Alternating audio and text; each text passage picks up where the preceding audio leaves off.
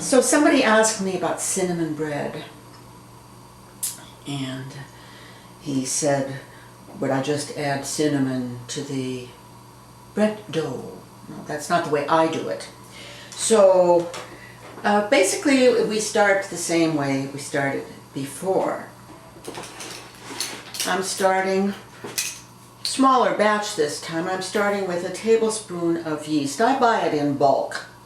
You can use a cake of yeast or a small packet. 1 tablespoon would be equivalent. And then I add some warm water. Now remember, yeast is life in a dormant stage. So you want the water warm enough to encourage it to grow, but not hot enough to kill it. So I'm going to let that sit for a while. I put in a cup of water. So now the yeast is dissolved.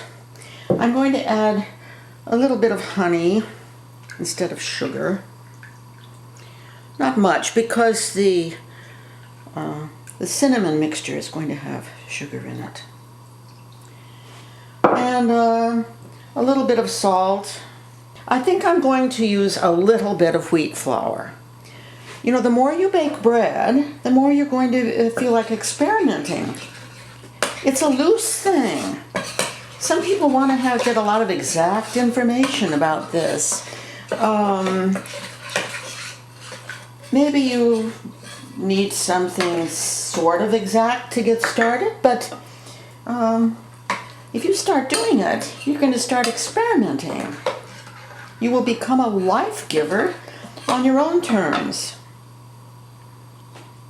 Hopefully you'll be just making bread and not making a video at the same time. Now I'm going to add a couple of cups of white flour.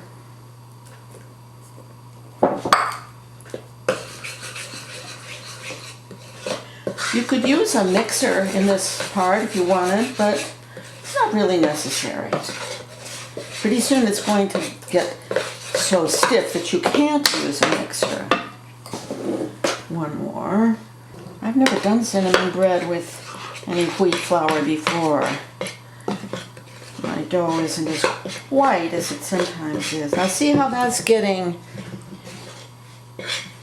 thick. A mixer wouldn't do me any good here anyway. So, and those bread making machines, if you're going to use a bread making machine, go to the store and buy yourself a loaf of bread.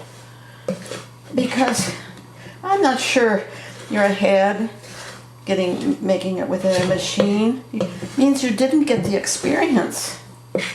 Okay, well that's getting too stiff to handle, right? So that the bread won't stick, and it's probably going to take maybe another 2 cups of flour. Looks like this is only going to make 1 loaf. Well, too bad for my daughter. I was going to take her the 2nd loaf. Can you over knead bread? No, you're breaking down the gluten, and the more you knead it, the better.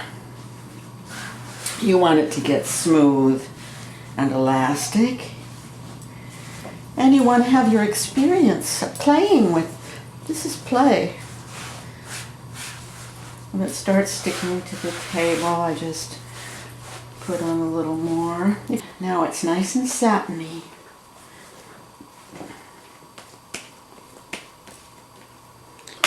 I cleaned my bowl and I'm just rubbing it with some butter here.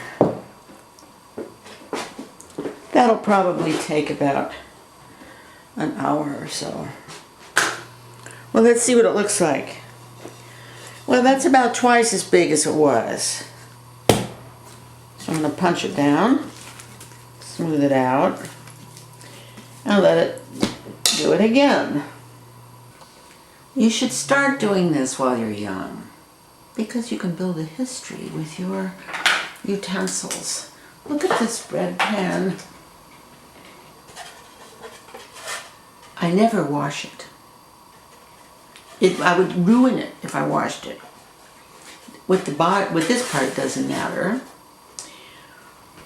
because it has just built up this knowledge of how it relates with the bread dough.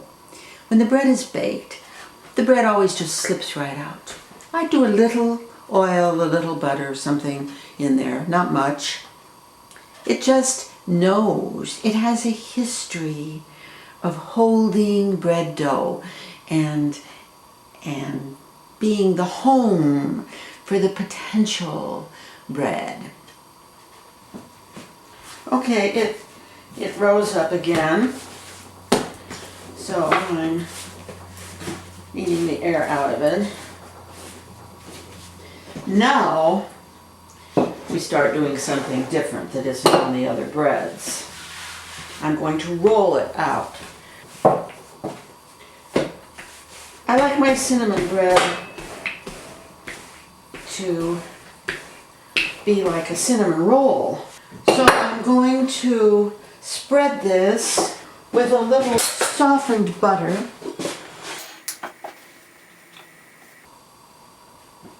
I'm going to sprinkle on it some cinnamon sugar. I just made this with sugar and cinnamon. I think I used about twice as much sugar as cinnamon. However much pleases you.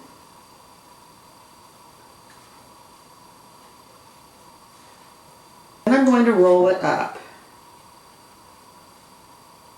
Which is I'm making it a little shorter because of the size of my bread pan. Okay.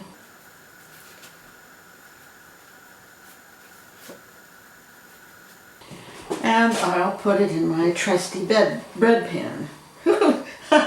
No, I don't mean bedpan. Okay.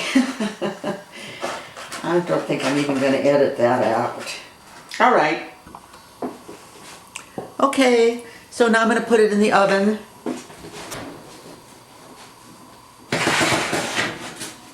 Now if I sort of snap on the top, it should make a hollow sound. Sounds good. I could let it sit there for a minute. Remember what I told you about how it just falls out? Now I should let that cool. At this point, it's a matter of self-control.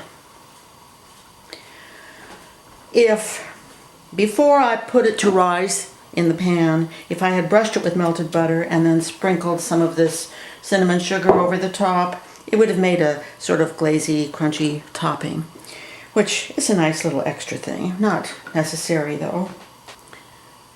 Let's see, how long has it been? 1 minute? No, not quite 1 minute.